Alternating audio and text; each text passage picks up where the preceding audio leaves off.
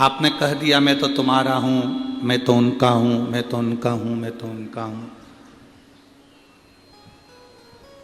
दुनिया में किसी का होना सरल है, और शिव महापुराण की कथा कहती है दुनिया में किसी को अपना बनाना कठिन है, वो बहुत कठिन।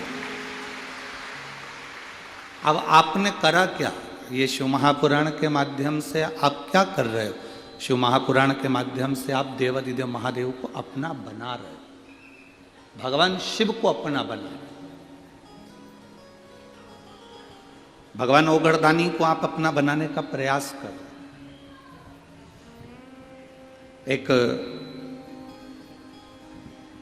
शिव महापुराण में कामदेश के राजा का बड़ा सुंदर चरित्र कहा गया।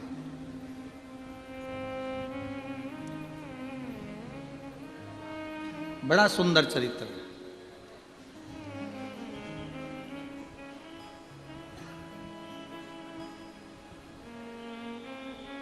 कामदेव का राजा था, शिव महापुराण में उसका नाम आता है सुदक्षण।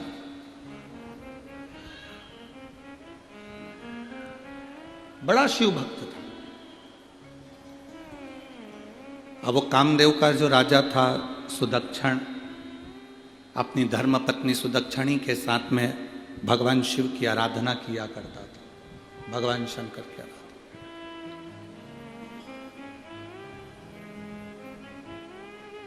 उसका एक नियम सबसे ज्यादा प्रबल था, सबसे भारी उसका एक नियम था कि वो कोई उसके दरवाजे पर, अगर राजा के दरवाजे पर कोई न्याय मांगने आता था या कोई भिक्षा मांगने आता था या उसके दरवाजे पर कुछ मांगने आता था, तो पहले वो सुदक्षण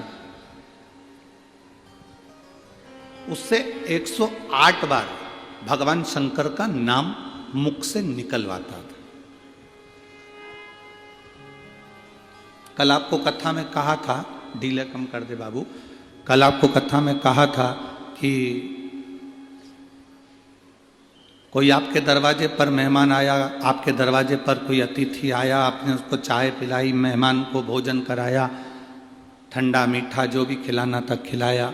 बाद में वो मेहमान खा पी कर सोकर आराम कर कर 2 दिन में 3 दिन में चला गया, पर उस मेहमान ने आपके घर में जाकर शिवालय का दर्शन नहीं किया, तो उस मेहमान का आना बेकार है, और आपका मेहमान के प्रति जो रुझान है वो भी बेकार।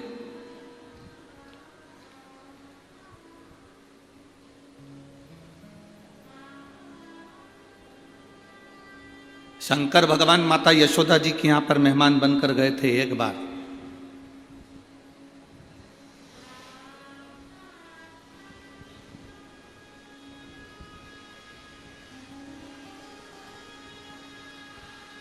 वो कहे श्री कृष्ण के दर्शन करने चले सदा शिव को,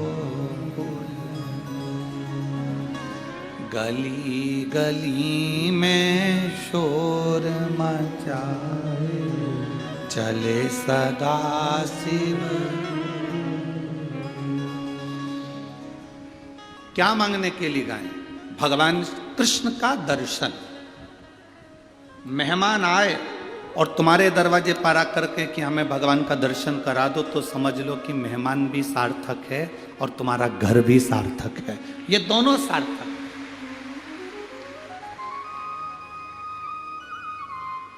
और खाया पिया चल दिया तो कोई बात।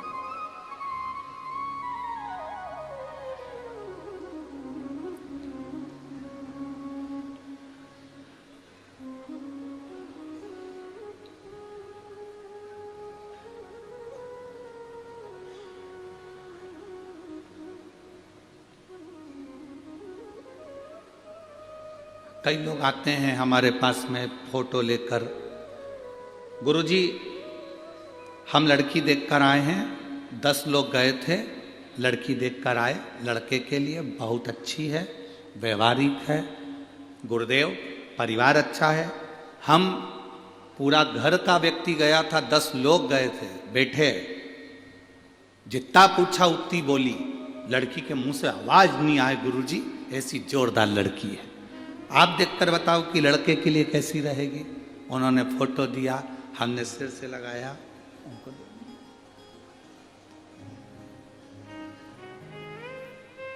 10 लोग गए, एक शब्द नहीं बोली गुरुजी, इतनी सुशील लड़की है। हमने कहा अभी नहीं बोली है, जब वो बोलेगी तो तू भी डोलेगी, अभी काहे बोलेगी। अभी तो शादी ब्याह करना है, उसको भी मालूम है कि संबंध करना है तो थोड़ा मुख को दबा कर रखना पड़ेगा। हमने लड़की देखी, घर देखा, परिवार देखा, कुटुंब देखा, पर निवेदन है जिस लड़की के साथ लड़के की शादी कर रहे हो या लड़के के साथ लड़की की शादी कर रहे हो, एक बार जब लड़की देखने जाओ या लड़का देखने जाओ तो पहले उसके घर के मंदिर को, उसके घर के देवालय को, उसके घर के शिवालय को भी जरूर देखो। उसके घर के देवालय शिवालय को भी देखो कि वो सेवा करती कि नहीं करती, भजन के प्रति उसका भाव है कि नहीं।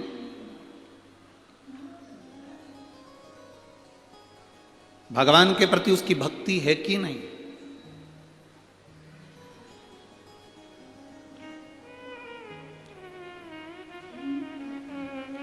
उसका भाव प्रबल है कि नहीं, ये उसके भीतर होना चाहिए। भक्ति का भाव अगर जागृत नहीं होगा तो जीवन का कोई सुख नहीं।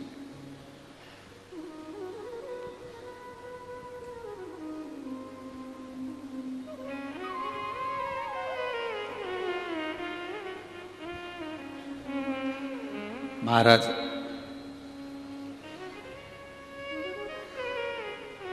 एक कह देना, कर लेना अलग बात है। सास बहू से कह कि तू ये सोमवार का व्रत कर ले, पशुपति व्रत कर ले, सास के कहने पर बहू करे, वो एक अलग बात है। बहू के अंदर पशुपति व्रत के प्रति भाव जागृत हो जाए और जब वो व्रत करे वो एक अलग बात है, फिर महादेव सुनता ही है।